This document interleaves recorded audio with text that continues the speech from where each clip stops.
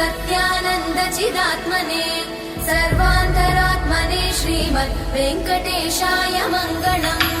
स्वतः सर्वविदे सर्वशक्तये सर्वशेषिने सुलभाय सुशीलाय वेङ्कटेशाय मङ्गलम्। परस्मै ब्रह्मणे पूर्णकामाय परमात्मने प्रयुञ्जे परतत्त्वाय वेङ्कटेशाय मङ्गलम्। आकालतत्त्वमशान्तमात्मनामनुपश्यताम् अतृप्त्यमृतरूपाय वेङ्कटेशाय मङ्गलम्।